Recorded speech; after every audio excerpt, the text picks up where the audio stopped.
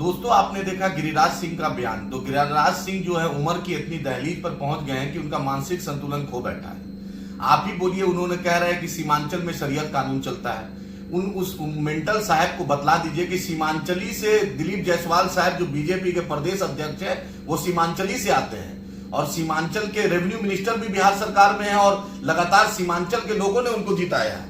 ये दिलीप जायसवाल साहब उन्हीं का, ये असल बात पार्टी की इंटरनल लड़ाई है। ये हिंदू मुसलमान कराना चाहते हैं। गिरिराज सिंह चाहते हैं कि दिलीप जायसवाल, क्योंकि दिलीप जायसवाल बीजेपी में उतने पुराने नहीं थे और गिरिराज सिंह जैसे लोग फॉरवर्ड कम्युनिटी के लोग चाहते थे कि अध्यक्ष बने, लेकिन अमित शाह साहब को दिलीप जायसवाल पसंद आ गए तो उन्होंने बना दिया। क्योंकि दिलीप जायसवाल जी को ऐसा सौभाग्य प्राप्त है कि दिलीप जायसवाल जी खगड़िया से आकर किशनगंज से एमएलसी बन गए, कॉलेज के चांसलर बन गए भाई।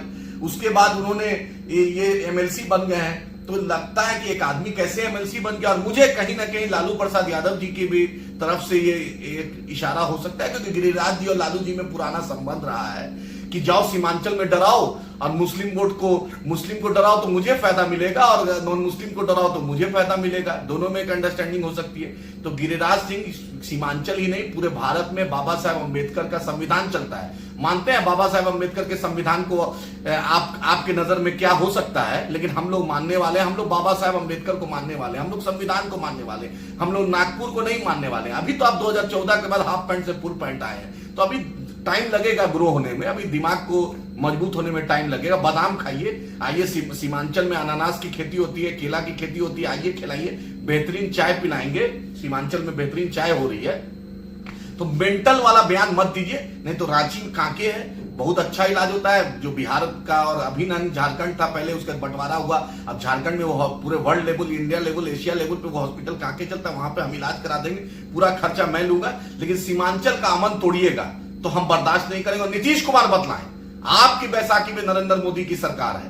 अब तारकिशोर जी बताएं, विजय खेपका बताएं, और बीजेपी का जो भी एमएलए और जदयू का जो मुस्लिम लीडर वो बताए, जो नीतीश कुमार का मोदी का झंडा लेके घूमते थे, कि आज ये क्या है।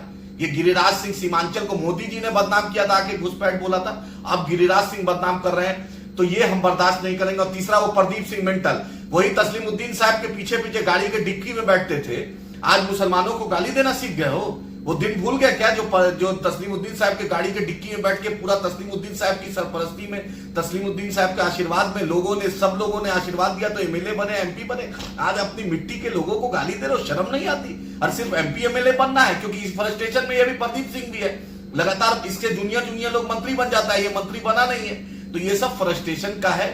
एक फॉरवर्ड और बैकवर्ड लॉबी की लड़ाई है कि दिलीप जायसवाल एक नया आदमी क्यों बन गया। दूसरा लालू जी का भी इशारा हो सकता है। तीसरा प्रदीप सिंह का फ्रस्ट्रेशन हो सकता है। गिरिराज जी बताएं कि Purnia airport, Purnia high court bench क्यों नहीं हुआ, कोसी की बाढ़ की तबाही क्यों नहीं हल हुआ।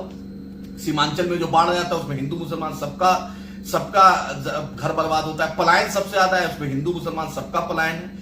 मामला हल करे, ये बकवास नहीं करे। सीमांचल की जनता और बिहार की जनता ये बकवास बर्दाश्त नहीं करेगी। अब नीतीश कुमार पर चैलेंज है कि नीतीश कुमार बतलाएं कि ये क्या हो रहा है, ये ड्रामा क्यों करवा रहे हैं नरेंद्र मोदी, जेपी नड्डा या अमित शाह या भाजपा, ये ड्रामा सीमांचल को में क्यों कर रही है। हम ये बर्दाश्त नहीं करेंगे। ये हमारा एक डूटूक है। मजलिस इत्तेहाद मुस्लिमीन बड़ी मजबूती से सीमांचल और बिहार की लड़ाई लड़ेगी।